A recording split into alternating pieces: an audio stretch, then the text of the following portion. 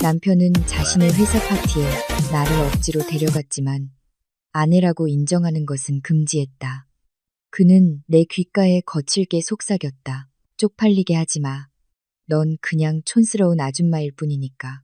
그가 다른 여자의 팔짱을 끼고 있을 때 나는 아무 말도 하지 않았다. 그러나 시호가 무대에 올라 내 이름을 불렀을 때 이야기가 시작되기 전에 이 이야기를 시청하는 친구들이 어느 지역에서 왔는지 댓글로 남겨주세요.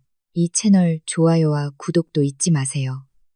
현관 앞에서 낮게 으르렁거리는 자동차 엔진 소리는 민준이 집에 돌아왔다는 신호였다. 나는 벽시계를 흘깃 보았다. 이제 막 밤이 된 시간이었다. 그가 이렇게 일찍 퇴근하는 것은 드문 일이었다. 보통 내 남편은 동료들과 카페에서 몇 시간씩 보내곤 했다. 하늘을 찌를 듯한 경력을 위해 인맥을 쌓는다는 핑계였다. 나는 서둘러 식탁을 정리하고 2번이나 데운 반찬이 담긴 접시들을 늘어놓았다. 현관문이 거칠게 열렸다. 민준이 큰 걸음으로 들어왔다. 그의 것이 아닌 비싼 향수 냄새가 담배 냄새와 섞여 희미하게 풍겼다. 그는 나를 쳐다보지 않았다. 그의 손은 넥타이를 푸느라 바빴다. 그러고 나서 연극적인 몸짓으로 그는 내가 만든 김치찌개 그릇 바로 옆 식탁 위에 금색 잉크가 박힌 두꺼운 검은색 봉투를 던졌다. 열어봐. 그의 명령은 짧았고 고개도 돌리지 않은 채 찬물을 가지러 냉장고로 직행했다. 나는 앞치마에 손을 닿고 그 봉투를 집었다. 무겁고 비싸게 느껴졌다. 종이의 질감만으로도 호화로움을 외치고 있었다. 나는 천천히 그것을 열었다. 거기에는 하늘그룹 50주년 기념 갈라 디너 초대장이 적혀 있었다. 민준이 중급 마케팅 관리자로 일하는 거대 기업이었다. 다음 주 토요일 신라호텔에서 이제는 의자 뒤에 서서 물을 마시며 민준이 말했다. 그의 눈은 내 머리끝부터 발끝까지 훑어보았는데 그 시선은 나를 위축시켰다. 지난 3년간 그가 항상 사용했던 시선, 주인이 서툰 하녀에게 보내는 시선이었다. 그리고 제발, 서연아, 나 망신시키지 마. 나는 초대장을 천천히 다시 내려놓았다. 나도 같이 가길 원해요, 여보. 회사 규정상 배우자 동반이 의무가 아니었다면 널 데려갈 생각도 안 했어. 그가 거칠게 콧방귀를 뀌었다. 그는 의자를 당겨 앉아 식탁 위에 음식을 입맛 없다는 표정으로 쳐다보았다. 내 꼴을 좀 봐. 낡은 실내복, 아무렇게나 묶은 머리, 기름진 얼굴. 거기서 내 옆에 설 자격이 있다고 생각해? 거기는 임원들, 사격의 명사들, 상류층 사람들이 모이는 곳이야. 너처럼 마늘이랑 파만 하는 아줌마가 갈 곳이 아니라고. 가슴이 철렁 내려앉았지만 내 표정은 평온했다. 나는 그의 앞에서 울지 않도록 오랫동안 훈련해왔다. 눈물은 그의 나르시시즘적인 자아를 위한 연료가 될 뿐이었다. 민주는 내가 그와 결혼하기 전에 훨씬 더 화려한 세상에서 살았다는 것을 모르거나 어쩌면 잊어버렸을 것이다. 하지만 나는 침묵을 택하고 쓰디쓴 침을 삼켰다. 나 화장할 수 있어요, 여보. 결혼 예물로 받은 드레스도 아직 있고요. 내가 조용히 대답했다. 민준이 웃었다. 경멸이 담긴 마른 웃음이었다. 3년 전 드레스라고?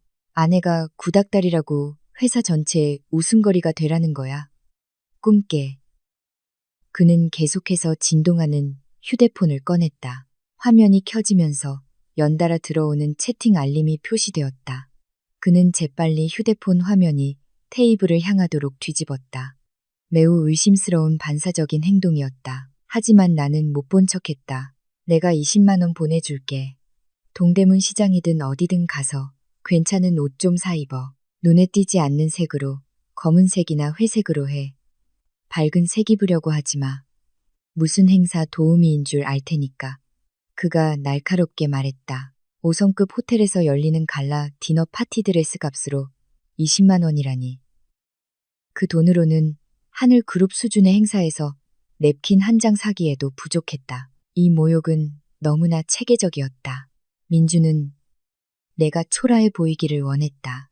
그는 내가 촌스럽고 칙칙해야 혼자 빛날 수 있거나 아니면 나를 방구석에 버려둘 핑궁거리를 만들고 싶었을 것이다. 왜 말이 없어? 부족해? 내가 바로 대답하지 않자 그가 도전적으로 물었다. 된장녀처럼 굴지 마, 서연아. 내 월급이 오르긴 했지만 그건 우리 미래를 위한 투자금이지. 한 번 입을 옷 사주는데 흥청망청 쓰라고 있는 돈이 아니야. 내가 널 세장 밖으로 데리고 나가주는 것만으로도 감사해야지. 됐어요, 여보. 내가 부드럽지만 단호하게 말을 잘랐다. 나는 그의 눈을 똑바로 쳐다보았다.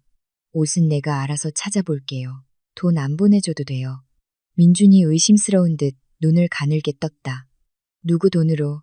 생활비? 아니면 그가 갑자기 내 손목을 움켜쥐었다. 그의 얼굴이 가까워졌고 숨결은 위협적으로 가빠졌다. 내가 모르는 비자금이라도 있는 건 아니겠지. 아니면 내가 뼈 빠지게 일하는 동안 뒤에서 몸이라도 팔았어. 그 비난은 그의 입에서 너무나 쉽게 흘러나왔다. 마치 이 집의 죄인이 나인 것처럼 그의 셔츠에 묻은 다른 여자의 향수 냄새는 여전히 내 코끝을 찔렀는데도 말이다. 나는 그의 손을 천천히 뿌리쳤다. 말 조심해요, 여보. 나 아직 당신 아내예요. 아내니까 더 조심해야지. 요즘 여자들은 자기 생활 수준 높이려고 무슨 짓이든 하잖아. 민주는 일어서서 숟가락을 접시에 내던져 날카로운 소리를 냈다. 식욕이 사라진 모양이었다. 기억해. 토요일 밤에 넌 그냥 그림자야. 묻지 않으면 말하지 마. 높은 사람들한테 아는 척하지도 말고. 그분들은 중요한 분들이지. 겨우 은퇴한 교사인. 내 아버지랑은 수준이 다르다고. 그는 화장실로 향하며 나를 갑자기 추워진 식당에 홀로 남겨두었다. 나는 다시 테이블 위에 흑금색 초대장을 바라보았다. 손가락으로 초대장 모서리에 도들새김된 독수리 모양의 로고를 쓸었다. 민주는 정말로 몰랐다. 그 독수리는 내가 10살 때 그린 스케치였고 아버지가 회사 로고로 사용하신 것이었다. 나는 주머니에 숨겨둔 휴대폰을 꺼냈다. 오후부터 열어보지 않은 익숙한 개인 번호로부터 온 메시지가 하나 있었다. 서연 아가씨, 회장님께서 50주년 기념 파티 참석 여부를 여쭤보십니다. 특별 경호를 준비해야 할까요? 나는 굳게 닫힌 화장실 문을 바라보며 그 안에서 즐겁게 콧노래를 부르는 민준의 소리를 들었다. 내 입가에 옅은 미소가 번졌다. 폭풍을 감춘 미소였다. 두고 봐, 민준 씨. 나는 속으로 다짐했다. 그날 아침 우리 집안의 분위기는 불씨를 품은 마른 건불 같았다. 민주는 거실 큰 거울 앞에서 몸단장을 하느라 분주했다. 내가 방금 향기로운 섬유유연제를 듬뿍 넣어 달인 최고의 근무복 셔츠를 입고 있었다. 그는 오른쪽, 왼쪽으로 몸을 돌려보며 맵시 있는 외모를 망치는 주름이 하나도 없는지 확인했다. 파란 넥타이, 아니면 빨간 넥타이. 그는 나를 보지 않고 물었다. 나보다는 거울에게 묻는 말이었다. 파란색이 회색 정장이랑 더 잘 어울려요. 여보, 더 위험 있어 보이고. 나는 검은 커피 한 잔을 테이블 위에 놓으며 대답했다. 화면이 위로 향해 놓여 있는 그의 스마트폰 바로 옆이었다. 민주는 콧방귀를 끼며 파란 넥타이를 집었지만 고맙다는 말은 하지 않았다. 그가 넥타이를 매느라 바쁜 사이 휴대폰이 길게 진동했다. 메시지 알림이 화면을 밝혔다. 내가 바로 옆에서 테이블을 닫고 있었기 때문에 내 눈은 어쩔 수 없이 화면에 뜬 문장들을 포착했다. 연락처 이름은 신입지혜.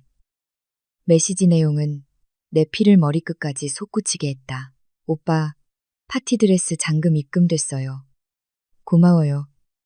자기, 파티에서 그 촌뜨기 아내랑은 가까이 있지 마요. 나 그 여자랑 취향이 같다는 소리 들으면 창피하단 말이야. 세상이 몇 초간 멈춘 것 같았다. 숨이 배섰다. 어젯밤 민주는 온갖 욕설을 퍼부으며 나에게 20만 원을 쥐어주고 시장에서 헌 옷이나 찾아보라고 했다. 하지만 오늘 아침 나는 그가 지혜라는 여자에게 수백만 원을 막 송금했다는 증거를 보았다. 마케팅팀 신입 지혜. 나는 그녀가 민준이 종종 지도가 필요한 신입이라며 이야기하던 야심찬 젊은 여성이라는 것을 알고 있었다. 지도가 여기까지 이른 모양이었다. 행주를 쥔 내 손이 떨렸다. 그 잘생긴 척하는 얼굴에 뜨거운 커피를 끼얹고 싶은 충동이 일었다. 하지만 내 이성이 그 충동을 억눌렀다. 지금 준비 없이 화를 냈다간 아무것도 없이 쫓겨나는 이혼녀가 될 뿐이었다. 왜 멍하니 있어? 갑자기 민준이 쏘아붙였다. 그는 내 시선이 향하는 곳을 알아차렸다. 도둑이 현장에서 잡힌 것처럼 번개 같은 동작으로 그는 테이블에서 휴대폰을 낚아챘다. 그의 얼굴은 순간 창백해졌지만 이내 분노의 가면으로 바뀌었다. 그의 전형적인 자기방어술이었다. 내 메시지 읽었어? 그가 목소리를 높여 비난했다. 언제부터 이렇게 버릇 없어졌어? 서연아, 남편 사생활 침해하는 건 큰 죄야. 알아? 일부러 본 거 아니에요, 여보. 화면이 저절로 켜졌어요. 나는 최대한 침착하게 대답했다. 심장이 분노를 참느라 미친 듯이 뛰었지만 지혜가 누구예요? 왜 당신을 자기라고 부르고 드레스 사줬다고 말하는 거예요?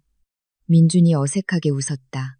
그의 웃음소리는 불안했지만 경멸하는 것처럼 들리도록 억지로 꾸민 것이었다.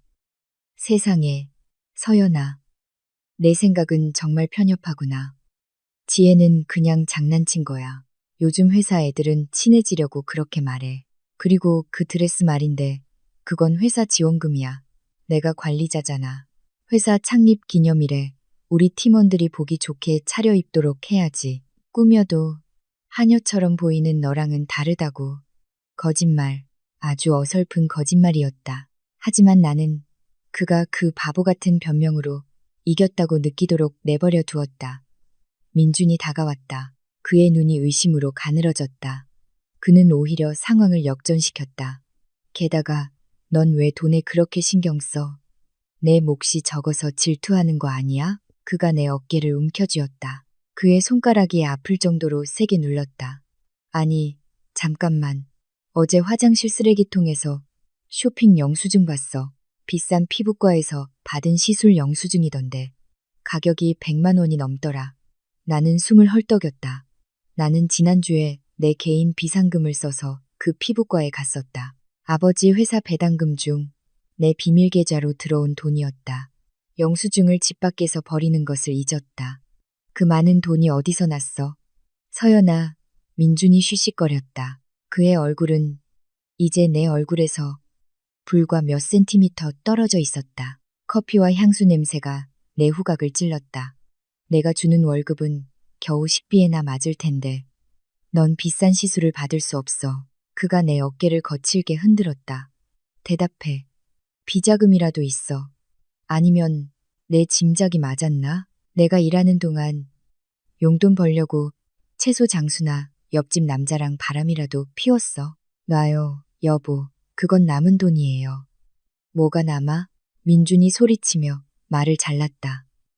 장보고 남은 돈이요. 말도 안 돼. 날 바보로 알지 마. 그는 내 어깨를 거칠게 놓았고 나는 뒤로 비틀거리며 식탁 모서리에 부딪혔다. 민주는 분노로 떨리는 검지로 내 얼굴을 가리켰다. 잘 들어. 내가 역겨운 짓으로 비자금을 모은 걸 알게 되면 한 푼도 안 주고 널 이혼시켜서 길거리로 내쫓을 줄 알아. 명심해. 민주는 서류 가방을 낚아채고 인사도 없이 나갔다. 현관문이 세게 닫히면서 창문이 흔들렸다. 나는 텅 빈 거실에 얼어붙은 채 서 있었다. 어깨의 통증은 가슴의 아픔에 비할 바가 못 되었다. 배신당한 사랑 때문이 아니라 짓밟힌 자존심 때문이었다. 민주는 방금 전쟁을 선포했다. 그는 내가 바람피워서 푼돈이나 숨기는 약한 여자라고 생각했다. 그는 내가 숨긴 돈이 200만 원이 아니라는 것을 몰랐다. 나는 휴대폰을 꺼내 은행 앱을 열고 0이 길게 늘어선 내 주거래 계좌의 잔액을 바라보았다. 내가 원한다면 민준이 일하는 회사를 살 수 있을 만큼의 돈이었다. 상대를 잘못 골랐어. 여보, 나는 텅 빈 공간에 속삭였다. 그리고 지혜 말인데, 내 남편 돈을 쓰는 여자가 누군지 좀 알아봐야겠어. 나는 아버지의 충실한 비서에게 다시 메시지를 보냈다. 실장님, 마케팅 부서의 지혜라는 직원의 신상 정보를 보내주세요. 그리고 한 가지 더. 내일 밤 호텔 VIP 볼룸의 CCTV가 완벽하게 작동하고 제 휴대폰에 연결되도록 해주세요. 서커스 공연을 맨 앞줄에서 보고 싶거든요. 그날 밤, 퇴근 후 민주는 아침에 다툼이 없었던 것처럼 행동했다.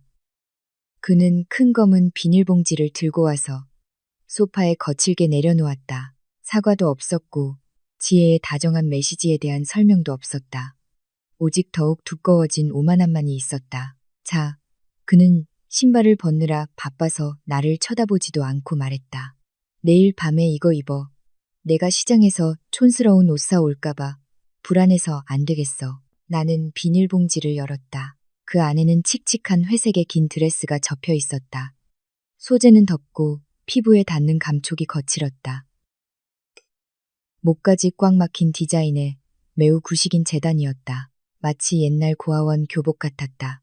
구슬 장식도 레이스도 없이 밋밋하고 애처로웠으며 심지어 사이즈도 커 보였다. 이거 파티용 드레스 맞아요, 여보? 내가 그 침울한 천을 들어 올리며 물었다. 왜? 마음에 안 들어? 민준이 콧방귀를 뀌며 물을 마시러 부엌으로 갔다. 내 성격에 딱 맞는 최선의 선택이야. 단순하고 눈에 띄지 않고 저렴하지. 게다가 넌 거기 그냥 동반자, 행정 절차상 필요한 사람으로 가는 거지.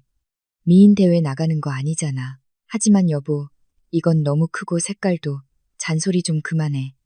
민준이 냉장고 문을 세게 닫으며 말을 잘랐다.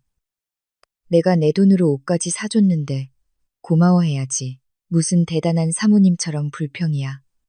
이 드레스 얼마인 줄 알아? 15만 원이야. 내 차 일주일치. 기름값이라고. 나는 그 거친 천을 움켜쥐었다. 아내에게는 15만 원, 지혜에게는 수백만 원이 흘러갔다. 너무나 가슴 아픈 비교였다. 하지만 지금 그와 논쟁해봤자 민주는 또 사실을 왜곡할 것을 알았다. 그는 내가 감사할 줄 모른다고 남편의 땀을 소중히 여기지 않는 악처라고 말할 것이다. 전형적인 조종 수법이었다. 알았어요. 여보, 고마워요. 내가 무미건조하게 대답했다. 그래, 그래야지. 현모양처는 순종적이어야지. 민준이 비열한 미소를 지었다. 역겨운 승리의 미소였다. 그는 소파에 앉아 텔레비전을 켜고 나에게 다시 설교를 시작했다. 아, 그리고 한 가지 더. 내일 파티에서 누가 내 직업이나 학력을 물으면 그냥 주부라고 해. 문학 전공으로 대학 나왔다는 소리는 하지 마. 잘난 척하는 줄 알 테니까. 거기 사람들은 아는 척하는 여자 싫어해. 나는 그 드레스를 다시 접으며 조용히 고개를 끄덕였다. 사실 내 학사 학위는 런던 최고의 대학에서 받았고 우등으로 졸업한 경영학 석사 학위는 부모님 집 금고에 고이 보관되어 있었다. 민주는 내가 석사 학위가 있다는 것을 전혀 몰랐다. 그에게 나는 그저 결혼으로 구제해준 백수 문학사일 뿐이었다. 그리고 회장님이나 그 가족분들께 인사하려고 하지 마. 그분들이 지나가시면 민준이 목소리를 낮추며 마치 위험 경고를 하듯 덧붙였다. 하늘 그룹 일가는 귀족이야. 재계의 로열 패밀리라고. 아무하고나 말 섞지 않아. 특히 너처럼. 그는 나를 향해 손을 휘저었다. 이런 꼴하고는. 나는 터져 나오려는 웃음을 참았다. 하늘 그룹 일가는 아무하고나 말 섞지 않는다고. 정말 웃기는 소리였다. 오늘 낮에 하늘 그룹 회장이신 우리 아버지가 직접 나에게 전화를 하셨다. 본가에 들르면 좋아하시는 멸치볶음을 만들어 달라고 조르셨다. 알겠어요, 여보. 나 인형처럼 조용히 있을게요. 내가 순종적으로 대답했다. 밤은 깊어갔다. 민주는 가슴에 휴대폰을 꼭 껴안은 채 소파에서 깊이 잠들었다. 내가 또 훔쳐볼까봐 두려운 모양이었다. 잠든 그의 얼굴은 평화로워 보였고 보는 사람을 속일 만했다. 예전에는 그 얼굴을 사랑했다. 예전에는 아버지의 궁정 같은 편안함을 버리고 소박하게 사는 것을 마다하지 않았다. 사랑에는 재물이 필요 없다는 것을 증명하기 위해서였다. 나는 유산 때문이 아니라 있는 그대로의 나를 사랑받고 싶어서 평범한 여자로 위장했다. 하지만 3년간의 결혼 생활은 내 눈을 뜨게 했다. 민주는 나를 있는 그대로 사랑하지 않았다. 그는 나에 대한 자신의 우월감을 사랑했다. 그는 내가 자신에게 의존한다는 사실을 사랑했다. 그리고 이제 그는 자신이 지루하고 가난하다고 여기는 아내에게 실증이 나서 다른 여자에게서 인정을 구하기 시작했다. 실내복 주머니에서 휴대폰이 조용히 진동했다. 아버지의 개인 비서로부터 사진 첨부 메시지가 도착했다.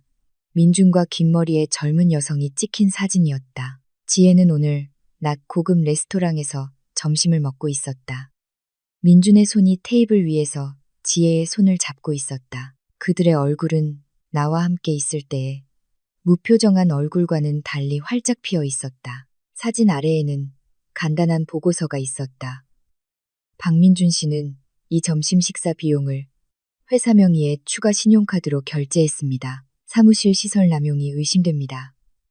가슴이 차갑게 얼어붙었다. 아픔은 있었지만 계획으로 굳어지기 시작한 분노에 덮였다.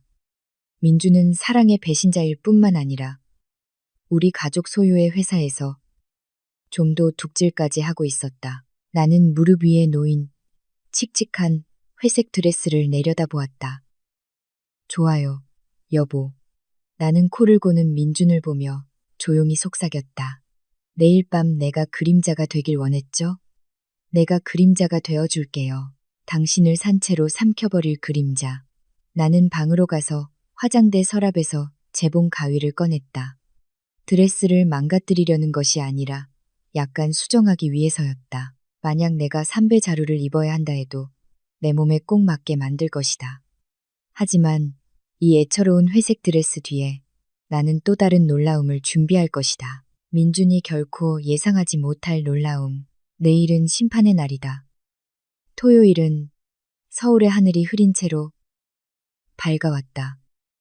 마치 우리 집의 감도는 긴장감을 함께 느끼는 듯했다. 아침부터 민주는 뜨거운 다리미처럼 안절부절 못하며 돌아다녔다. 매기 힘든 넥타이를 욕하고 구두가 덜 반짝인다고 불평하고 내가 그의 손수건을 5분 늦게 다렸다고 소리쳤다. 빨리 좀 해. 서연아, 늦겠어. 하늘그룹 행사 늦으면 경력 끝장나는 거 알잖아. 거실에서 그가 소리쳤다. 나는 그가 준 회색 드레스를 입고 방에서 나왔다. 어젯밤 허리 부분을 약간 손봐서 자루처럼 보이지 않게 했지만 그의 명령대로 단순하고 단정한 느낌은 유지했다. 머리는 아무 장식 없이 낮게 묶었고 얼굴에는 옅은 파우더와 창백한 누드톤 립스틱만 발랐다. 민준이 고개를 돌려 비판적인 시선으로 내 모습을 훑어보았다. 아직도 학부모 총회 가는 초등학교 선생님 같네. 그래도 뭐 눈꼴 시리지는 않으니까 가자. 차 안은 조용하고 숨 막히는 분위기였다. 민주는 왼손으로 핸들을 꽉 쥐고 운전했다. 오른손은 대시보드에 놓인 휴대폰으로 메시지에 답하느라 바빴다. 가끔 화면을 보며 혼자 미소 짓다가 나를 흘끗 보면 그 미소는 곧바로 사라졌다. 규칙은 기억하고 있겠지. 웅장한 5성급 호텔 로비 구역으로 차가 들어서기 시작할 때 그가 침묵을 깼다. 로비에 거대한 크리스탈 샹들리에가 멀리서부터 반짝였다. 고급 차들이 줄지어 서 있었다. 내가 시키지 않으면 내 팔짱 끼지 마. 누가 물으면 필요한 말만 해. 창피하게 굴지 말고. 네, 여보. 내가 짧게 대답했다. 우리는 로비에서 내렸다. 호텔의 차가운 에어컨 바람이 피부에 와 닿았다. 민주는 즉시 위험 있는 친절한 얼굴로 표정을 바꿨다. 회사 동료 몇 명을 보자마자 그는 꾸며낸 바리톤 목소리로 인사를 건네고 상쾌하게 웃으며 악수를 나누었다. 나는 그의 두 걸음 뒤에 서 있었다. 마치 무시당하는 부관이나 개인 비서처럼. 박 과장님, 누구랑 오셨어요? 안경을 쓴 통통한 남자가 물었다. 인사팀의 최 부장이었다. 민주는 마치 내가 거기 있다는 사실을 이제야 깨달은 것처럼 나를 흘끗 돌아보았다. 아, 제 아내입니다. 최 부장님, 서연이라고 합니다. 아시다시피 주부라 집 밖에 잘 안 나와서 좀 뻣뻣해요. 그는 농담으로 포장된 경멸적인 어조로 대답했다. 최 부장은 나에게 정중하게 고개를 끄덕였지만 그의 눈빛에는 동정심이 서려 있었다. 안녕하세요. 서연 씨. 나는 고개를 끄덕이며 옅게 미소 지었다. 안녕하세요, 부장님. 우리는 그랜드 볼룸으로 향했다. 사람 키만한 신선한 꽃으로 장식된 입구 앞에서 내 눈은 그 여자의 모습을 포착했다. 지혜였다. 그녀는 등을 훤히 드러내는 백리스 디자인의 젓갈색 드레스를 입고 눈에 띄게 서 있었다. 아름답고 비싸고 분명히 내 남편의 돈으로 산 드레스였다. 지혜가 고개를 돌려 민준을 보자 눈이 반짝였지만 내게 시선이 닿자마자 냉소적으로 변했다. 그녀는 옆에 있는 여자 친구에게 무언가 속삭였다. 그러고 나서 두 사람은 내 회색 드레스를 힐끗거리며 작게 웃었다. 민주는 안절부절 못하는 것 같았다. 그는 지혜에게 다가가고 싶었지만 내 존재가 그를 막았다. 너 먼저 자리 찾아 앉아 있어. 그가 나에게 반쯤 속삭이듯 명령했다. 기둥 근처 뒤쪽 테이블로 가. 앞 테이블에는 앉지 마. 거긴 과장급 이상 자리니까. 하지만 여보, 우리 초대장에 테이블 번호 있잖아요. 됐어. 묻지 마. 우리 자리는 가운데지만 내가 그런 옷 입고 거기 앉아 있으면 내가 창피해. 저리 가. 민준이 내 어깨를 살짝 밀어 무대에서 멀리 떨어진 어두컴컴한 구석의 빈 테이블 쪽으로 보냈다. 가슴이 찢어질 듯 아팠다. 내 남편이 창피하다는 이유로 자신의 회사 파티에서 나를 소외시켰다. 나는 그의 명령에 따라 텅 빈 구석 테이블로 힘없이 걸어갔다. 멀리서 민준이 곧바로 지혜에게 다가가는 것이 보였다. 그들은 활짝 웃었다. 민준은 심지어 주변 몇몇 사람들이 들을 수 있을 만큼 큰 소리로 지혜의 드레스를 칭찬했다. 와, 지혜씨, 오늘 밤 정말 멋지네. 품이 있어 보여. 회사 얼굴마담 해도 되겠어. 민준이 칭찬했다. 그 말들이 내 심장을 찔렀다. 품이. 그가 나를 모욕할 때 썼던 바로 그 단어였다. 나는 그 큰 원형 테이블에 혼자 앉아 있었다. 웨이터들이 카나페 쟁반을 들고 지나다녔다. 하지만 내 자리가 외진 곳에 있어서 아무도 나에게 음료를 권하지 않았다. 나는 휴대폰을 꺼내 검은 화면을 바라보았다. 갑자기 알림이 떴다. 메시지가 아니라 호텔 보안 시스템에서 온 이메일이었다. VIP 볼룸 CCTV 접속이 활성화되었습니다. 로열 액세스 코드 1. 안녕하세요, 박서연님. 지시를 기다리겠습니다. 나는 고개를 들어 저 앞에 웅장한 무대를 똑바로 쳐다보았다. 거대한 벨벳 커튼 뒤에서 아버지가 개회사를 준비하고 계셨다. 그리고 민주는 지혜와 즐겁게 셀카를 찍고 있었다. 자기 머리 위 거대한 LED 화면에 곧 올해 최고의 성과 발표 자료가 혹은 어쩌면 다른 자료가 뜰 것이라는 사실을 모른 채 내 눈물은 이미 말라버렸다. 슬픔은 치명적인 냉정함으로 바뀌었다. 민주는 오늘 밤 자신의 이야기 길을 스스로 선택했다. 그는 파렴치한 남편 역할을 선택했다. 그렇다면 나는 그의 연극 무대를 끝낼 감독으로서 내 역할을 완벽하게 해낼 것이다. 웃을 수 있을 때 마음껏 웃어도 여보, 나는 내 앞에 놓인 물잔을 돌리며 중얼거렸다. 곧 웃는 법을 잊게 될 테니까. 볼룸은 이제 반짝이는 사람들로 가득 찬 바다가 되었다. 천장에 거대한 크리스탈 샹들리에가 금빛을 굴절시켜 실크, 드레스, 다이아몬드 장신구, 그리고 부딪히는 샴페인 잔에 반사되었다. 오케스트라의 부드러운 선율이 흘러나와 즐거워야 할 호화로운 분위기를 조성했다. 하지만 나에게는 매 순간이 천천히 살을 내는 면도날 같았다. 나는 여전히 주방 출입문 근처의 외딴 구석 테이블에 얼어붙은 채 앉아 있었다. 10명이 앉아야 할 이 큰 원형 테이블에는 나 혼자뿐이었다. 다른 의자들은 텅 비어 있었다. 마치 내게 전염병이라도 붙어 있는 것처럼 어떤 손님도 가까이 앉으려 하지 않았다. 멀리서 민준이 보였다. 그는 VIP 뷔페 테이블 근처 소란의 중심에 서 있었다. 오른손에는 음료 잔을 들고 왼손은 동료들의 어깨를 두드리며 손을 흔드느라 바빴다. 그는 활짝 웃었고 너무나 생기 있고 빛나 보였다. 그의 옆에는 지혜가 우표처럼 붙어 있었다. 그 여자는 가끔 민준의 귓가에 무언가를 속삭였다. 그러면 그들은 함께 웃었다. 그들의 몸짓은 너무나 친밀해서 상사와 부하 직원 사이에 직업적인 경계를 넘어섰다. 모르는 사람이 보면 오늘 밤 행복한 부부라고 생각할 정도였다. 흑백 유니폼을 입은 남자 웨이터가 오르데브르가 담긴 쟁반을 들고 지나갔다. 배에서 조용히 꼬르륵 소리가 났다. 민준의 옷 준비를 하느라 바빠서 점심 이후로 아무것도 먹지 못했다. 나는 손을 약간 들어 그 웨이터를 정중하게 부르려 했다. 저기요, 죄송한데 하나만 주실 수 있을까요? 내가 조용히 물었다. 웨이터가 고개를 돌려 내 모습, 칙칙한 회색 드레스와 거의 화장하지 않은 얼굴을 훑어보았다. 그는 미간을 찌푸리더니 멈추지 않고 걸어가며 재빨리 고개를 저었다. 죄송합니다. 이건 VIP 손님 전용입니다. 부인. 직원과 일반 동반자 음식은 화장실 근처 뒤쪽 테이블에 있습니다. 내민 손이 허공에서 얼어붙었다. 뜨거운 수치심이 목에서 얼굴까지 번졌다. 웨이터는 나를 하급 직원이나 잠입자로 생각한 모양이었다. 민준 말이 맞았다. 내 모습은 정말 애처로웠다. 하지만 더 가슴 아픈 것은 이 모욕적인 시나리오를 설계한 사람이 바로 내 남편이라는 사실이었다.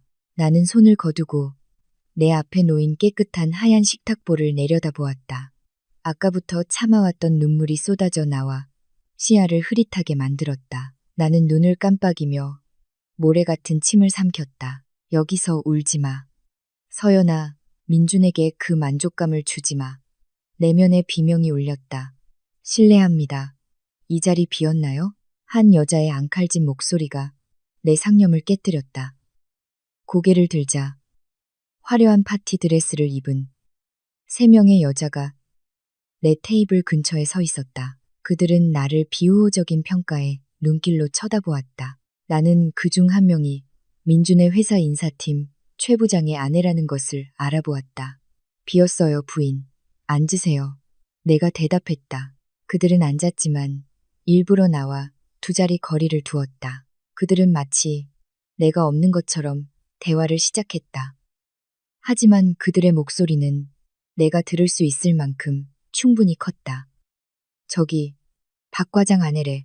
불쌍하다. 형광 녹색 드레스를 입은 여자가 곁눈질로 나를 쳐다보며 속삭였다.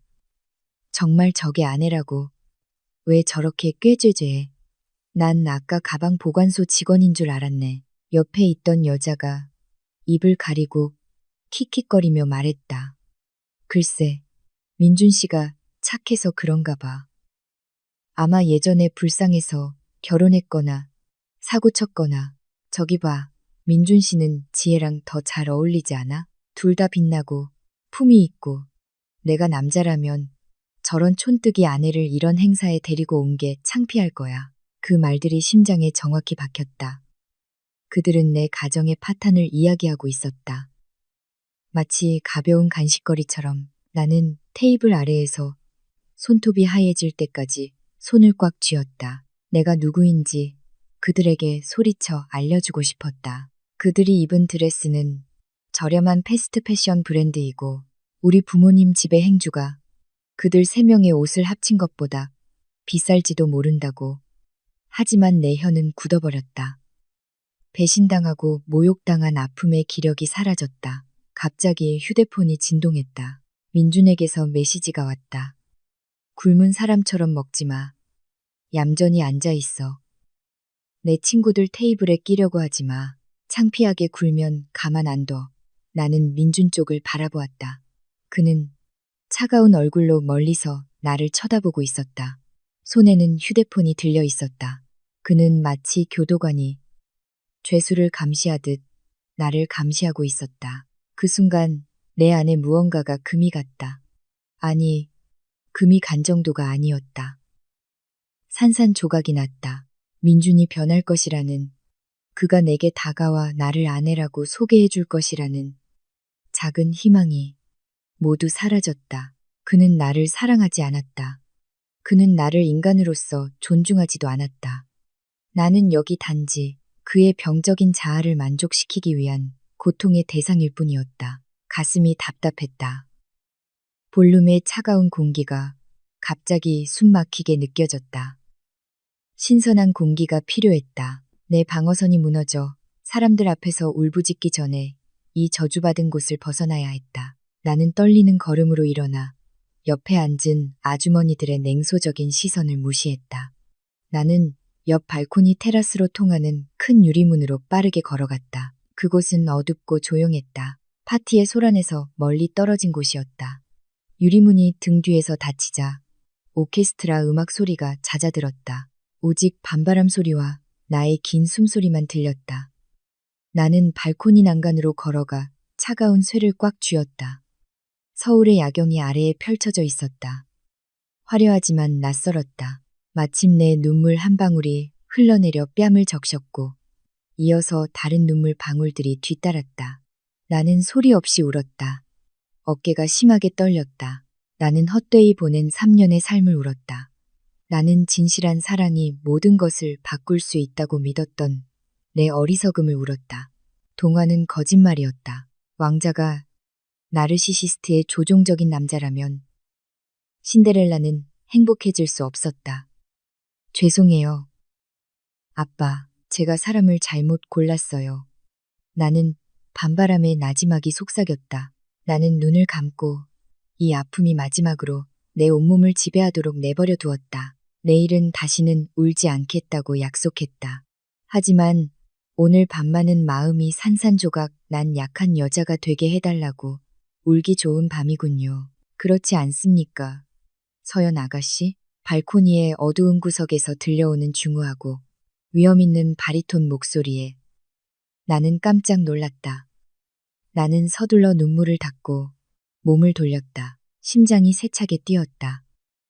여기 나 혼자인 줄 알았는데 기둥 그림자 뒤에서 고전적인 검은 정장을 입은 노신사가 앞으로 걸어 나왔다. 그의 머리카락은 위험 있게 희끗희끗했고 손에 든 흑단 지팡이가 대리석 바닥을 특유의 리듬으로 두드렸다. 그의 눈은 날카롭지만 온화했고 내가 잘 아는 시선으로 나를 바라보고 있었다. 아니, 아버지는 아니었다. 하지만 그는 민준이 귀신보다 더 두려워하는 사람이었다. 그리고 그는 방금 내 이름을 존경을 담아 불렀다. 나는 한 걸음 물러섰다. 반사적으로 손등으로 뺨에 남은 눈물을 닦았다. 노신사는 기둥 그림자에서 나와섰다. 볼륨 안의 희미한 불빛이 그의 단호하지만 지혜로운 주름이 가득한 얼굴을 비췄다. 하늘그룹의 수석 운영이사인 박 이사님. 30년 넘게 아버지의 오른팔이자 충신이었다. 민준의 회사에서는 무능한 직원을 해고하는 데 단호해서 저승사자로 알려진 사람이었다. 민준은 복도에서 박 이사님과 마주칠까봐 얼마나 두려워하는지에 대해 항상 이야기했다. 그 노신사의 시선은 아주 작은 잘못이라도 꿰뚫어 볼 수 있다고 했다. 그리고 지금 그 사람이 내 앞에 2미터 거리에 서서 따뜻하고 옅은 미소로 나를 바라보고 있었다. 박 이사님, 내가 거의 들리지 않을 정도로 작게 속삭였다. 오랜만입니다, 서연 아가씨. 그가 낮은 목소리로 말하며 고개를 살짝 숙였다. 일반인이 본다면 이상하게 여길 존경의 몸짓이었다. 그는 고위 임원이고 나는 겨우 하급 직원의 아내여야 했으니까. 마지막으로 뵈었을 때 아가씨는 아직 교복을 입고 계셨는데 본사 로비에서 아이스크림 사달라고 조르셨죠. 나는 씁쓸하게 미소 지었다. 과거의 기억이 스쳐 지나갔다. 아가씨라고 부르지 마세요, 이사님. 여기서 저는 그냥 민준의 아내, 서연일 뿐이에요. 박 이사님은 발코니 난간 옆으로 다가와 서서 도시의 풍경을 바라보았다. 아가씨의 남편이 최근에 마케팅 과장으로 승진했다고 들었습니다. 상당한 성과죠. 그의 말투에는 의구심이 서려 있었다. 하지만 최근에 그에 대한 좋지 않은 보고도 몇 건 들었습니다. 회장님 책상까지 올라간 보고서 말입니다. 심장이 철렁했다. 아버지가 이미 알고 계셨다니. 민준 씨는 성실한 사람이에요, 이사님. 반사적으로 변호했다. 아직 남아있는 아내의 본능이었다. 박 이사님이 작게 웃었다. 서연 아가씨, 너무 착하시군요. 돌아가신 사모님과 똑같으십니다. 항상 사람의 좋은 면만 보시죠. 그 사람이 등 뒤에 칼을 들고 있을 때조차도요. 그는 고개를 돌려 나를 바라보았고 그의 눈은 진지하게 가늘어졌다. 하지만 오늘 밤 저는 하늘그룹 회장님의 따님이 발코니에서 혼자 울고 있는 것을 보았습니다. 그녀의 남편은 안에서 다른 여자와 희희낙낙하고 있는데 말입니다. 이것이 아가씨가 말하는 성실한 직원의 정의입니까? 나는 반박할 수 없어 침묵했다. 로비와 주차장 CCTV 녹화 영상을 이미 확인했습니다. 아가씨, 그가 당신을 대하는 방식은 만약 회장님께서 아시면 민주는 내일 아침 이 업계에서 이름이 지워질지도 모릅니다. 박 이사님이 말을 이었다. 그의 목소리는 이제 차갑고 소름 끼쳤다.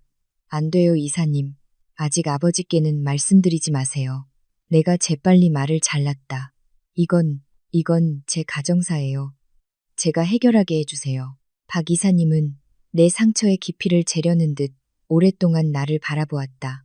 그러고 나서 길게 한숨을 쉬고 다시 미소 지었다. 이번에는 더 부드러웠다. 그는 양복 주머니에서 깔끔하게 접힌 깨끗한 하얀 손수건을 꺼냈다. 그 눈물 닦으세요, 아가씨. 아가씨의 화장은 소박할지 몰라도 하늘그룹의 위험은 어리석은 남자 때문에 흐려져서는 안 됩니다. 그가 손수건을 건네며 말했다. 나는 떨리는 손으로 그것을 받았다. 감사합니다, 이사님. 내가 눈가를 닫고 있을 때 갑자기 발코니 유리문이 거칠게 열렸다. 시끄러운 파티 음악 소리가 들이닥쳤고 이어서 서두르고 분노에 찬 발소리가 들렸다. 서연아, 여기서 뭐 하는 거야? 민준의 목소리였다. 나는 깜짝 놀라 고개를 돌렸다. 민준은 문지방에 서 있었다.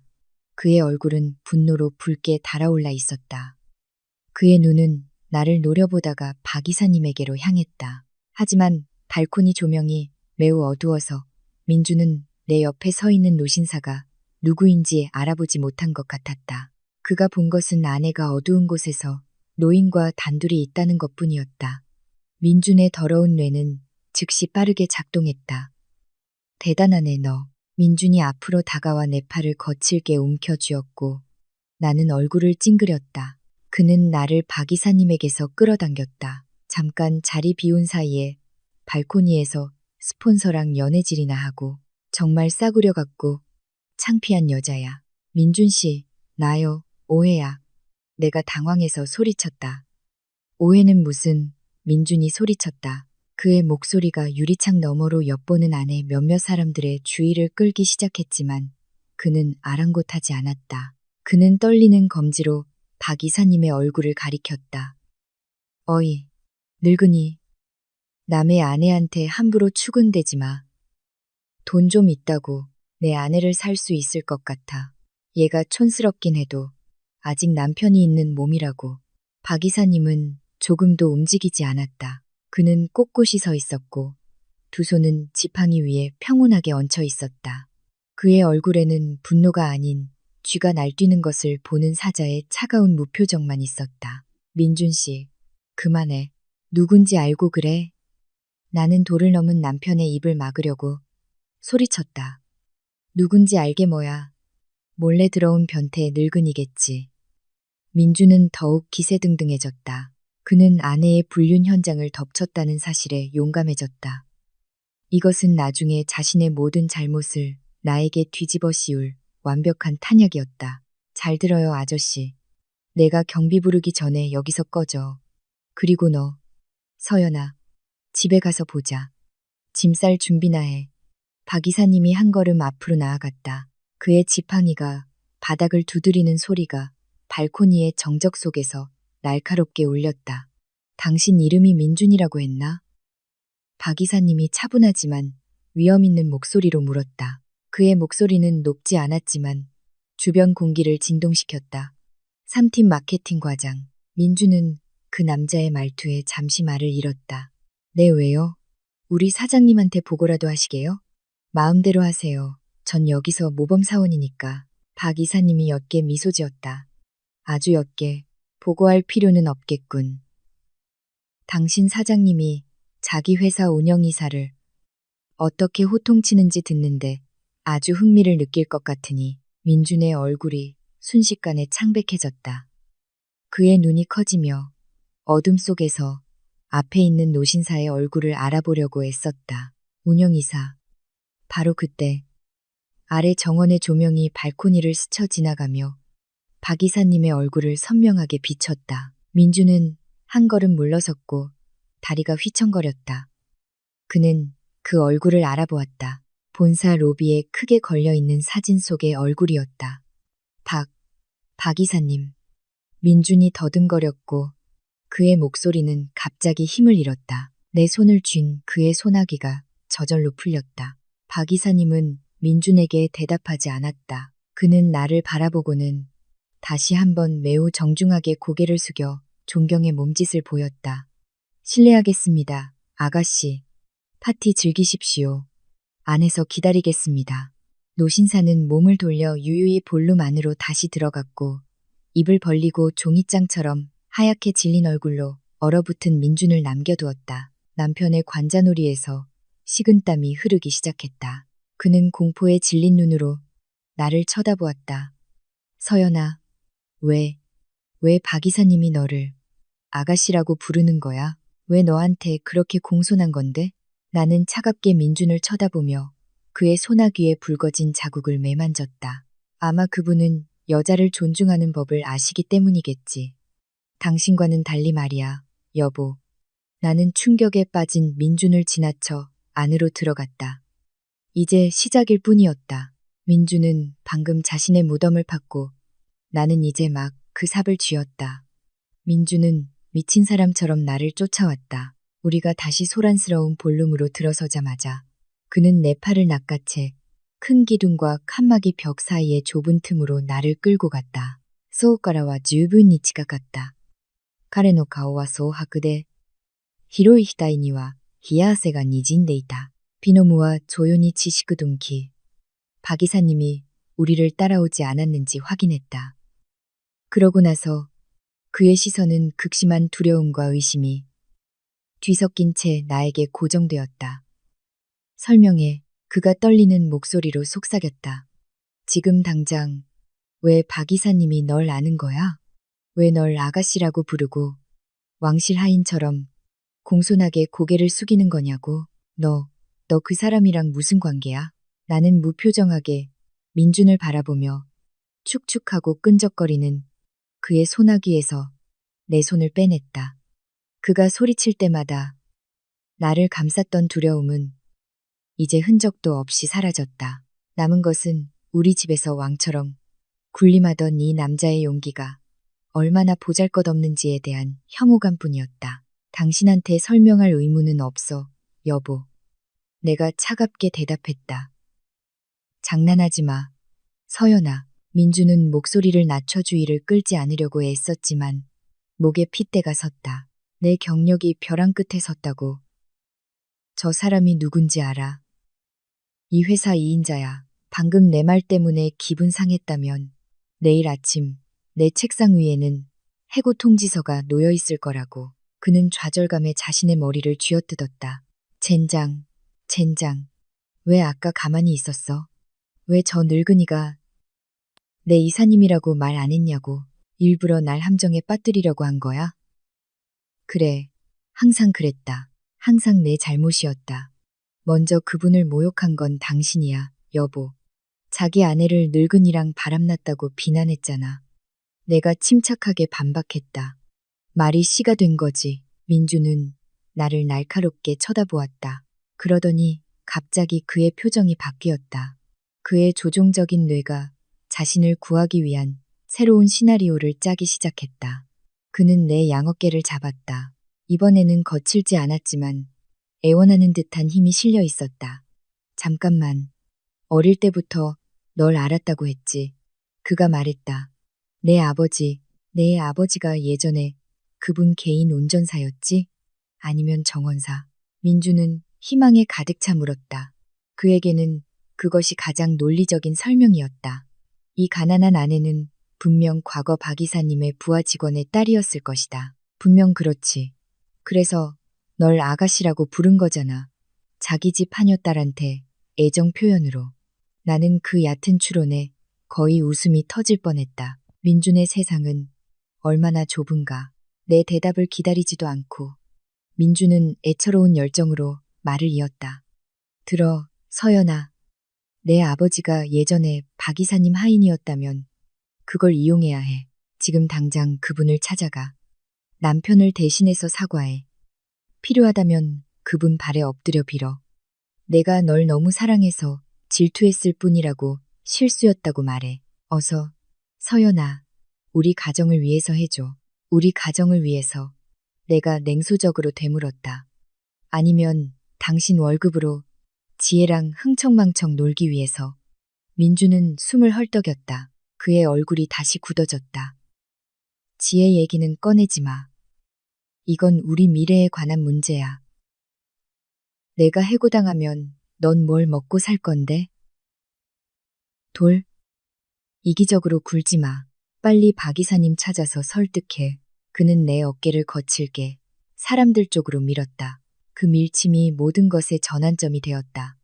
이 결혼이라는 인연에 대한 내 존경심은 그 순간 끊어졌다. 찾아갈게. 나는 민준의 검은 눈동자를 똑바로 쳐다보며 조용히 말했다. 하지만 당신을 위해 사과하러 가는 건 아니야. 당신이 마땅히 받아야 할 것을 받도록 확실히 하기 위해 찾아갈 거야. 민주는 내 말투가 급격히 변한 것에 의아해하며 미간을 찌푸렸다. 그가 다시 묻기 전에 나는 몸을 돌려 그를 떠나 빠르게 걸어갔다. 사람들이 모인 곳이 아니라 여자 화장실 쪽으로. 나는 조용하고 호화로운 화장실 칸으로 들어가 문을 잠갔다. 넓은 대리석 세면대 거울 앞에서 내 모습을 정돈했다. 거울 속 여자는 애처로워 보였다. 헐렁한 칙칙한 회색 드레스, 아무렇게나 묶은 머리, 생기 없는 민낯. 이것이 민준이 만든 서연이었다. 민준이 위대해 보이기 위해 작아지도록 만들어진 서연. 나는 작은 가방을 열었다. 그 안에는 몰래 가져온 새빨간 립스틱이 들어있었다. 아직 간직하고 있던 내 처녀 시절의 유일한 사치품이었다. 이제 연극은 끝났어. 나는 거울 속에 나에게 속삭였다. 나는 머리를 풀고 긴 검은 머리카락이 등 뒤로 물결치며 떨어지게 했다. 나는 물을 받아 얼굴을 살짝 씻어 기름기를 없애고 입술에 핏빛 립스틱을 발랐다. 두껍고 대담하고 도전적으로 거울 속 얼굴이 변하기 시작했다. 슬픈 눈빛은 이제 날카롭게 불타올랐다. 나는 이 역겨운 회색 드레스를 쳐다보았다. 헐렁한 긴 소매는 나를 병든 사람처럼 보이게 했다. 나는 단호한 움직임으로 항상 가방에 넣어 다니는 여행용 재봉 도구에서 작은 가위를 꺼냈다. 아마추어 패션 디자이너 시절의 오랜 습관이었다. 쓱쓱. 나는 그 소매의 솔기를 거칠지만 정확하게 잘라냈다. 나는 양쪽 긴 소매를 찢어 드레스가 이제 소매 없는 민소매가 되도록 했다. 내 하얗고 매끄러운 팔뚝이 드러났다. 나는 남은 소매천을 가져다가 꼬아서 끈으로 만들고 허리에 단단히 묶어 내 날씬한 몸매의 실루엣을 강조하는 임시벨트로 사용했다. 쌀자루 같던 드레스는 이제 시크하고 약간 엣지 있는 민소매, A라인 드레스로 변했다. 여전히 단순했지만 더 이상 하녀 옷처럼 보이지 않았다. 이제 그녀에게서 뿜어져 나오는 아우라는 달랐다. 이것은 인색한 남편이 준 옷이 아니었다. 이것은 일어선 한 여성의 전투복이었다. 나는 머리를 정돈하고 턱을 높이 들었다. 순종적인 아내 서연은 아까 발코니에서 죽었다. 지금 서 있는 사람은 이 재계 제국의 유일한 상속녀, 박서연이었다. 나는 휴대폰을 꺼내 박 이사님에게 마지막 메시지를 보냈다. 이사님, 5분 안에 주무대 마이크가 켜지도록 해주세요. 그리고 사회자에게 특별 손님을 위한 환영사 시간을 마련하도록 지시해주세요. 지금 나가겠습니다. 메시지가 전송되었다. 파란색 체크 2개가 즉시 켜졌다.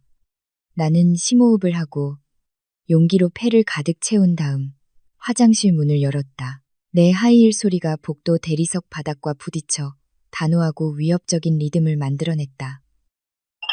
내가 볼륨으로 다시 들어서자 몇몇 사람들이 고개를 돌리기 시작했다. 처음에는 흘끗 보더니 이내 넋을 잃고 바라보았다. 민주는 아직도 뷔페 테이블 근처에 서서 불안하게 술을 마시고 있었다. 그는 아직 나를 보지 못했지만 지혜는 나를 보았다. 그 여자의 손에 들린 잔이 허공에서 멈췄다. 그녀는 아까 촌뜨기라고 불렀던 여자의 변신을 믿을 수 없다는 듯 눈을 크게 떴다. 나는 지혜를 향해 비스듬히 미소 지었다. 이제 막 게임이 시작되었음을 알리는 미소였다. 나는 민준에게로 가지 않았다. 나는 사람들 사이를 가로질러 맨 앞줄 VIP 구역으로 곧장 걸어갔다. 붉은 벨벳으로 덮인 의자들이 주인의 가족을 위해 비워져 있는 곳으로 내 하이힐 소리가 볼륨 안에 왁자지껄한 대화를 가르며 리드미컬하게 울려 퍼졌다. 자세와 눈빛의 변화가 세상이 우리를 보는 방식을 어떻게 바꿀 수 있는지 신기했다. 5분 전 나는 밟힐까 두려워하는 쥐처럼 고개를 숙이고 걸었다. 지금은 고개를 꼿꼿이 들고 앞을 똑바로 쳐다보자 손님들이 마치 자동으로 길을 열어주는 것 같았다. 헐렁하고 애처로웠던 회색 드레스는 이제 내 몸에 꼭 맞았다. 내가 억지로 찢은 소매는 마치 불완전함의 미학을 일부러 보여주는 기발한 디자이너의 작품처럼 거칠고 엣지 있는 느낌을 주었다. 허리에 두른 천벨트는 그동안 실내복 뒤에 숨겨왔던 내 몸의 곡선을 강조했다. 나는 민준을 보았다. 그는 여전히 같은 자리에 서 있었다. 그의 술잔은 기울어져 내용물이 거의 쏟아질 뻔했다. 입이 살짝 벌어져 있었다. 그의 눈은 나를 보고 깜빡이지도 않았다. 그는 마치 유령을 본 사람, 아니, 더 정확히는 자신의 장난감 인형이 갑자기 살아나 칼을 든 것을 본 사람처럼 보였다. 그의 옆에서 지혜는 들고 있던 케이크 포크를 떨어뜨렸다. 은식기가 도자기 접시와 부딪히는 소리가 날카롭게 울렸다. 그녀의 예쁜 얼굴은 혼란스럽게 일그러졌다. 질투와 갑자기 변해버린 경쟁자를 본 본능적인 두려움이 뒤섞여 있었다. 나는 그들을 지나쳐 걸었다. 서연아, 민준이 충격으로 쉰 목소리로 반쯤 속삭이듯 불렀다. 너 옷에 무슨 짓을 한 거야? 왜 그래? 나는 멈추지 않았다. 고개도 돌리지 않았다. 나는 그저 긴 머리를 휘날렸다.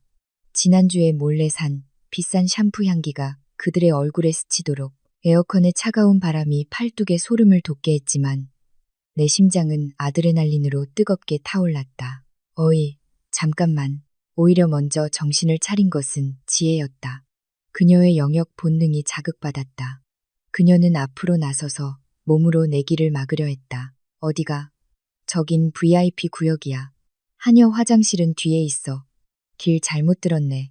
나는 지혜의 얼굴 바로 앞에서 멈췄다. 우리 사이의 거리는 한 뼘도 채 되지 않았다.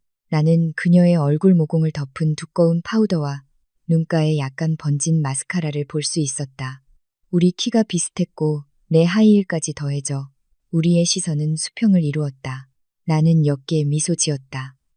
눈까지는 웃지 않는 미소였다. 비켜.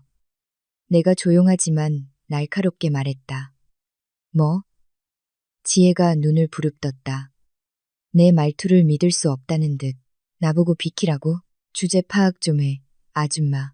여긴 상류층 파티야. 옷 찢어진 거 봐. 차라리 행주로 쓰는 게 낫겠네. 비키라고 했어. 내가 차갑게 말을 잘랐다. 네 향수 싸구려야. 머리 아파. 지혜는 입을 떡 벌렸다. 그녀의 얼굴은 창피함과 분노로 붉게 달아올랐다.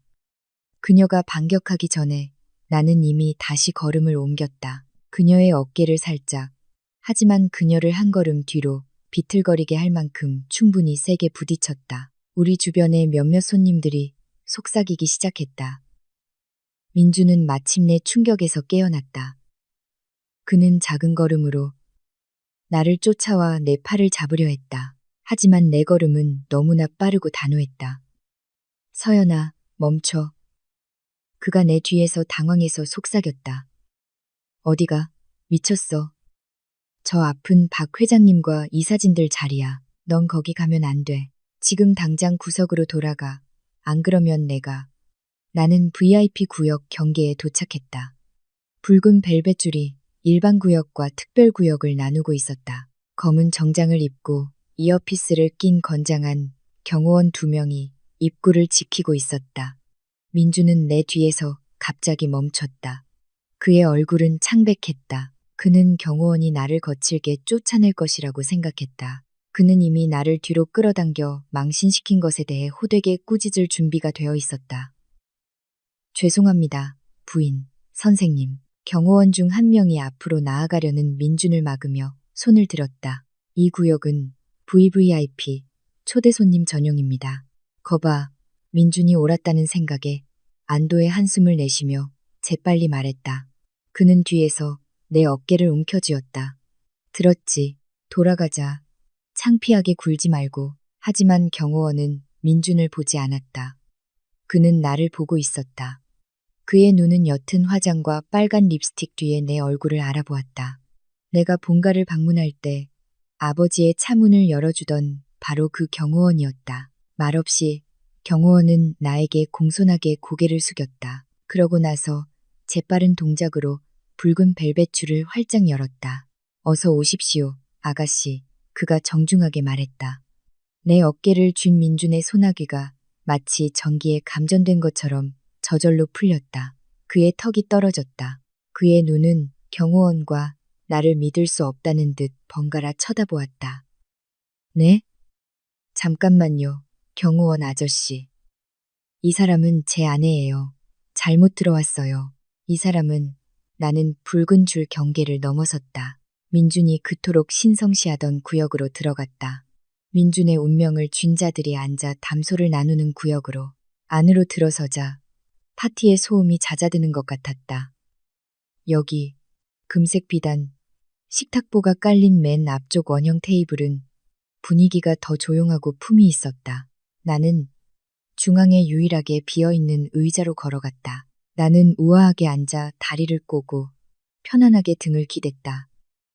테이블 건너편에 먼저 앉아있던 박 이사님이 빙그레 웃으며 나를 향해 잔을 살짝 들어 올렸다. 그 옆에는 재무이사와 인사이사, 민준이 멀리서만 보던 고위 임원들이 나를 존경의 눈빛으로 바라보며 조용히 고개를 끄덕였다. 아무도 누구세요? 라고 묻지 않았다. 아무도 나를 쫓아내지 않았다. 그들은 모두 이 상속인의 자리에 앉은 사람이 누구인지 알고 있었다. 테이블 위에 놓아둔 내 휴대폰이 세차게 진동했다. 화면이 켜지면서 붉은 줄 경계 밖에서 뻣뻣하게 서 있는 민준에게서 온 메시지가 표시되었다. 그의 얼굴은 심장마비를 일으키는 사람 같았다. 서연아, 지금 당장 거기서 나와. 미쳤어? 거긴 회사 주인 딸 자리야. 경비한테 잡혀가면 나 책임 안 져. 나와, 멍청아. 나는 그 메시지를 흘끗 보고 멀리서 민준을 쳐다보았다. 나는 휴대폰을 들어 짧은 답장을 입력하고 그의 눈을 보며 전송 버튼을 눌렀다. 풍경 즐겨. 여보, 곧 이 건물 다시는 못 보게 될 테니까. 민준이 그 메시지를 읽었다. 그의 얼굴은 붉은색에서 흰색으로 그리고 녹색으로 변했다. 그는 토할 것 같아 보였다. 갑자기 볼륨 전체의 조명이 꺼졌다. 칠흑 같은 어둠이었다. 오케스트라 음악이 갑자기 멈췄다. 수천 명의 손님들이 혼란스러워하며 조용해졌다. 스포트라이트 한 줄기가 무대 위 연단을 향해 밝게 비춰졌다. 우렁찬 목소리의 남자 사회자가 말을 시작했다. 신사숙녀 여러분, 주목해 주십시오. 이제 오늘 밤의 하이라이트 순서로 들어가겠습니다. 하늘그룹 대가족이 기다려온 특별한 순간입니다. 심장이 두근거렸다. 두려움 때문이 아니라 기대감 때문이었다. 바로 이거야. 오늘 밤 박 회장님께서는 창립자이자 CEO로서 대대적인 조직 개편을 발표하시고 동시에 그동안 대중에게 숨겨오셨던 한 분을 소개하고자 합니다. 내일 아침부터 하늘그룹을 총괄하게 될 분입니다. 두 번째 스포트라이트가 켜졌다. 무대가 아니라 객석을 훑으며 목표물을 찾았다. 눈부신 하얀 빛이 손님들 사이를 빠르게 지나갔다. 떨고 있는 민준을 지나고 창백한 지혜를 지나 마침내 내 위에 정확히 멈췄다. 나는 잠시 눈을 감고 얼굴에 쏟아지는 스포트라이트의 따스함을 즐겼다. 눈을 떴을 때 멀리서 민준이 바닥에 주저앉아 있는 것이 보였다. 그의 다리에 힘이 완전히 풀린 모양이었다. 스포트라이트의 빛이 내 피부에 따뜻하게 느껴졌다. 멀리서 민준의 등에 흐르는 식은땀의 차가움과는 대조적이었다. 시끌벅적했던 볼룸 전체가 이제 쥐 죽은 듯 조용했다. 마치 방 안의 산소가 모두 빨려 나간 것 같았다. 수천 쌍의 눈이 나에게 쏠렸다. 왕좌에 앉은 찢어진 회색 드레스의 여자에게 무대 위에서 벨벳 검은 정장을 입은 당당한 최고의 남자가 마이크 앞으로 다가왔다. 아버지, 예순이 넘으셨지만 그의 카리스마는 여전히 경쟁사들을 떨게 할 만큼 강력했다. 그는 멀리서 나를 바라보았다. 그의 단호한 얼굴에 자랑스러운 미소가 번졌다. 안녕하십니까. 아버지의 목소리가 우렁차게 울려 퍼졌다. 맑고 위험 있는 목소리가 방 구석구석의 수십 개의 스피커를 통해 반사되었다. 오늘 밤 저는 이익이나 주식에 대해 이야기하지 않겠습니다. 오늘 밤 저는 유산에 대해 이야기하고 싶습니다. 아버지가 나에게 손짓했다. 이리 오너라, 딸아. 나는 턱을 들고 단호한 걸음으로 섰다. 나는 VIP 구역을 가로질러 무대 계단으로 걸어갔다. 내 하이힐 소리가 거대한 공간에서 들리는 유일한 소리였다. 내 발걸음 하나하나가 민준의 가슴에 못을 박는 것처럼 느껴졌다. 나는 그것을 느낄 수 있었다. 무대 계단을 오르면서 나는 군중 쪽을 흘끗 돌아보았다. 민준은 웨이터의 도움을 받아 다시 서 있었다. 그의 얼굴은 더 이상 창백하지 않고 산송장처럼 회색빛이었다. 그의 입은 소리 없이 움직이며 미친 사람처럼 내 이름을 부르고 있었다. 그의 옆에서 지혜는 다른 손님들 뒤에 얼굴을 숨기려고 깊이 고개를 숙이고 있었다. 나는 무대 중앙에 도착했고 아버지는 내 어깨를 꽉 껴안고 수천 명의 직원들 앞에서 내 이마에 입을 맞추셨다. 신사숙녀 여러분, 아버지가 큰 소리로 말씀하셨다. 그의 손은 여전히 내 어깨를 감싸고 있었다. 소개합니다. 이 아이는 제 심장입니다. 제가 이 사업 제국을 세운 유일한 이유. 제 외동딸, 박서연입니다. 꽝. 비록 물리적인 폭발은 없었지만 나는 방 전체를 강타하는 정신적인 폭발을 느낄 수 있었다. 속삭임이 벌처럼 웅웅거리기 시작했다. 아까 뒤쪽 테이블에서 나를 모욕했던 아주머니들은 손으로 입을 가리고 있었다. 그들의 눈은 공포에 질려 커져 있었다. 지난 3년 동안 아버지가 말을 이었다. 그의 목소리는 더 무겁고 날카로워졌다. 제 딸은 소박하게 살기로 했습니다. 진짜 삶에 대해, 진실함에 대해, 그리고 물질을 보지 않는 사랑에 대해 배우고 싶어 했습니다. 그녀는 평범한 여자로 위장하고 평범한 집안의 남자와 결혼하여 있는 그대로의 자신을 사랑해줄 인생의 동반자를 찾기를 바랐습니다. 아버지는 극적인 쉼을 주었다. 그의 날카로운 눈이 방을 훑으며 하나의 목표물을 찾았다. 하지만 안타깝게도 아버지의 목소리가 낮아지며 뼛속까지 시리게 차가워졌다. 그 실험은 한 가지 씁쓸한 사실을 증명했습니다. 세상에는 은혜를 모르는 탐욕스러운 인간들이 있다는 것을. 다이아몬드를 주었지만 그것을 돌멩이처럼 취급하는 인간들.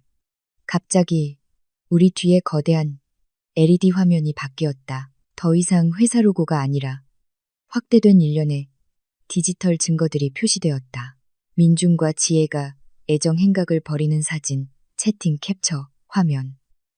민준이 나를 모욕하는 내용, 그리고 가장 치명적인 것은 민준과 지혜의 이름으로 명품 가방 구매와 5성급 호텔 예약을 위해 회사 신용카드를 사용한 계좌 이체 증거였다. 놀라움의 탄성이 방 전체에 울려 퍼졌다. 분위기는 혼란스러워졌다. 모든 눈이 이제 민준의 모습을 찾았다. 박민준. 아버지가 마이크를 통해 불렀다. 그의 이름이 끔찍하게 울려 퍼졌다. 새로 승진한 마케팅 과장. 두 번째 스포트라이트가 켜져 뷔페 테이블 근처에서 떨고 서 있는 민준을 똑바로 비췄다. 그는 대중의 심판대 앞에서 발가벗겨졌다.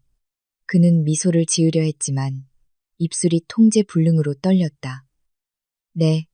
네, 회장님. 민준이 더듬거렸다.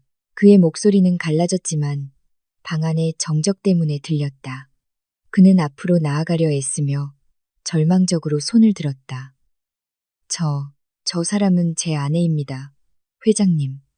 서연아, 여보, 아빠한테, 아니, 회장님께 이게 다 오해라고 설명해줘.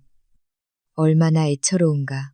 파멸의 순간에도 그는 여전히 상황을 조종하려 했다. 나는 아버지 손에서 마이크를 받았다. 아버지는 승인하는 눈빛으로 그것을 건네주셨다. 나는 무대 앞으로 걸어가 높은 곳에서 민준을 내려다보았다. 우리의 위치는 이제 문자 그대로, 그리고 비유적으로 뒤바뀌었다. 나는 위에, 그는 아래에 있었다. 오해라고요, 여보. 내가 물었다.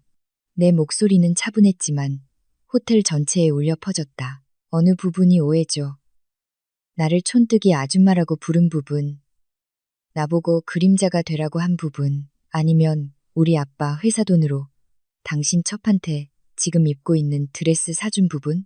지혜는 주변 사람들이 마치 전염병이라도 옮길 듯이 자발적으로 멀어지자 작게 비명을 질렀다. 그녀의 얼굴은 붉게 달아올랐고 눈물이 흘러내리며 화장을 망가뜨렸다. 서연아, 제발. 민주는 무릎을 꿇었다. 그의 다리는 더 이상 몸을 지탱할 수 없었다. 그는 울었다. 후회의 눈물이 아니라 모든 것을 잃을까봐 두려워하는 눈물이었다. 여보, 미안해. 내가 잘못했어. 난 너 사랑해, 여보. 난 너밖에 없어. 사랑. 내가 작게 웃으며 말을 잘랐다. 고통스러운 웃음이었다. 여보, 당신은 날 사랑하지 않아. 당신은 아내를 짓밟으면서 위대하다고 느끼는 자기 자신을 사랑하는 거야. 당신은 아내가 작다고 생각해서 자신이 크다고 느꼈지. 하지만 오늘 밤, 여보, 당신은 내 앞에서 자신이 얼마나 작은지 직접 봤어. 나는 심호흡을 하고 나서 판결문을 낭독했다. 이 시간부로 박민준, 당신은 하늘 그룹에서 불명예, 해고야. 우리 법무팀은 지난 6개월간의 회사 자금, 횡령에 대한 고소장을 이미 준비했어. 당신은 가난해질 거야. 여보, 당신이 상상했던 것보다 더 가난하게. 민주는 울부짖으며 무대 쪽으로 기어가려 했다. 하지만 거구의 경호원 2명이 즉시 그를 제지하고 그의 팔을 뒤로 꺾었다. 그리고 한 가지 더. 나는 돌아서기 전에 말했다. 우리 일은 여기서 끝나지 않았어.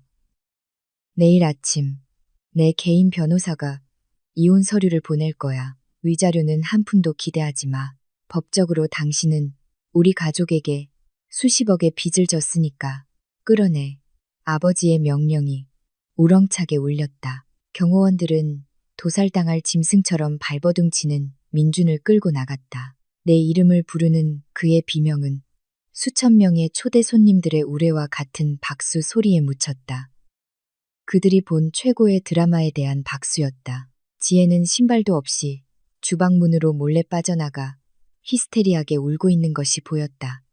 나는 정문으로 끌려나가는 민준의 등을 바라보았다. 산산조각이 났다. 하지만 아버지 쪽으로 돌아서자 갑자기 시야가 흐려졌다. 아까 치솟았던 아드레날린이 갑자기 가라앉으면서 극도로 지친 몸만 남았다. 다리가 휘청거렸다. 서연아, 아버지가 거의 쓰러질 뻔한 내 몸을 잡으며 당황해서 소리쳤다. 아버지의 품에서 의식이 희미해질 때 나는 오른쪽 날개 쪽에서 무대로 뛰어 올라오는 사람을 보았다. 잘생긴 의사 가운을 입은 젊은 남자. 그의 얼굴은 극도로 걱정스러워 보였다. 서연아, 정신 차려. 그 목소리, 내가 민준 때문에 버렸던 어린 시절, 사랑의 목소리. 그가 여기 있었다. 특유의 소독약 냄새와 에어컨의 조용한 윙윙거리는 소리가 의식이 서서히 돌아올 때 내 감각을 가장 먼저 반겼다. 눈꺼풀이 무거웠지만 억지로 떴다. 흠 하나 없는 깨끗한 하얀 천장이 내 시야에 들어왔다.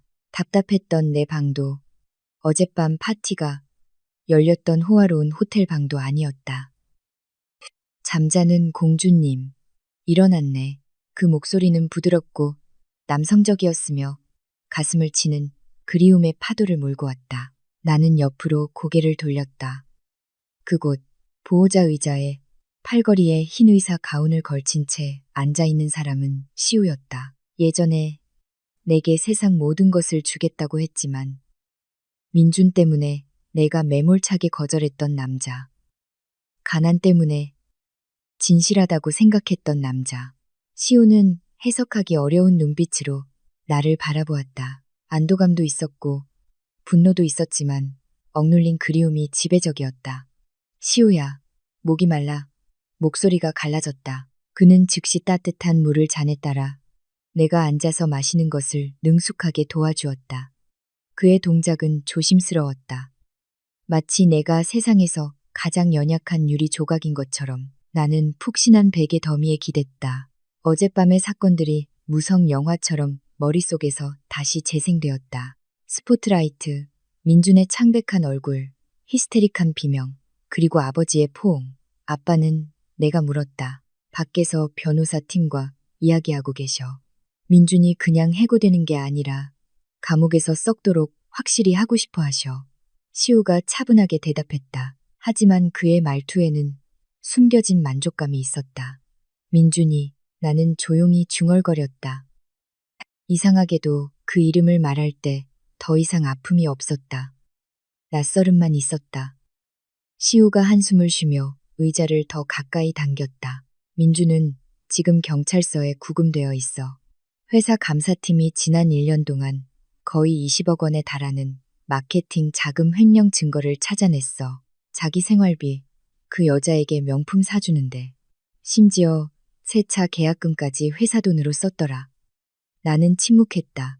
20억 원. 반면 그는 나에게 채소값이 5천 원 올랐다고 화를 냈었다. 그리고 지혜는 내가 무미건조하게 물었다. 오늘 아침에 불명예 해고됐어. 전국 인사팀 협회 블랙리스트에 올랐고 이 나라 어떤 제대로 된 회사에서도 일 못할 거야. 마지막으로 들은 소식으로는 민준이 내주던 신용카드 대금이 연체되면서 빚쟁이들에게 쫓기고 있대. 카르마는 너무나 빨리 작동했다. 마치 신이 이 혼란을 정리하는데 참을성이 없었던 것처럼 내 병실문이 조용히 열렸다. 아버지가 피곤한 얼굴로 들어오셨지만 내가 앉아있는 것을 보고 얼굴이 환해졌다. 그의 손에는 빨간 서류 봉투가 들려 있었다. 서연아, 우리 딸. 아버지는 나를 짧게 안아주고 그 봉투를 건네주셨다. 이거 서명해. 민준 변호사. 아, 정정.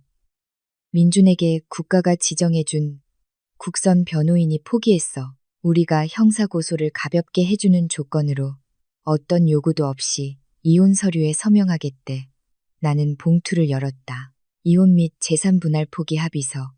민준은 완전히 항복했다. 어젯밤 그토록 오만했던 남자가 이제 감방에서 너무 오래 썩지 않기 위해 무릎을 꿇었다. 나는 시우가 건네준 펜을 잡았다. 조금의 망설임도 없이, 떨리는 손도 없이 나는 인지 위에 내 서명을 했다. 잉크 자국이 자유롭게 느껴졌다. 3년간의 고통이 검은 잉크 한 줄로 끝났다. 끝났어요. 나는 봉투를 닫으며 말했다. 잘했다. 아버지는 만족스러운 미소를 짓고 나서 시우를 의미심장하게 쳐다보았다. 자, 아빠는 내 전남편이 남긴 나머지 혼란을 정리하러 회사에 돌아가 봐야겠다. 시우야, 서연이 퇴원할 때까지 잘 부탁한다. 시우가 정중하게 고개를 끄덕였다. 네, 아버님, 저에게 맡겨주세요. 아버지가 떠나신 후 어색한 침묵이 우리를 감쌌다. 나는 20층에서 서울 시내를 내려다보는 큰 유리창 밖을 바라보았다. 태양은 내가 방금 지나온 어둠을 조롱하듯 강렬하게 빛나고 있었다. 미안해, 시우야. 내가 갑자기 침묵을 깼다. 시우가 눈썹을 찌푸렸다. 뭐가? 예전에 너 대신 그를 선택해서 내 부유함이 날 얽맬 거라고 생각했어. 민준과 소박하게 사는 게 사랑으로 가득할 거라고 생각했어. 내가 크게 틀렸어. 난 다이아몬드를 날카로운 자갈과 바꿨어. 시우가 옅게 미소 지었다. 이번에는 그의 미소가 진심이었다. 그는 수액줄이 없는 내 손을 잡아 따뜻하게 감쌌다. 사람은 실수로부터 배우는 거야. 서연아, 진실한 사랑을 원했던 내가 틀린 게 아니야. 단지 돌볼 줄 모르는 사람에게 마음을 준 게 잘못이었을 뿐이야. 그가 부드럽게 말했다. 그의 엄지손가락이 내 손등을 쓸었다. 중요한 건 이제 네가 돌아왔다는 거야. 원래의 서연으로. 하녀 서연이 아니라 여왕 서연으로. 한 달 후 나는 하늘타워 초고층 빌딩 로비에서 걸어 나왔다. 이번에는 찢어진 드레스나 실내복이 아니라 우아한 크림색 블레이저, 정장, 같은 색의 하이힐, 그리고 비싼 미용실에서 관리받은 후 아름답게 흩날리는 머리였다. 나와 마주치는 직원들은 존경심을 담아 고개를 숙이며 인사했다.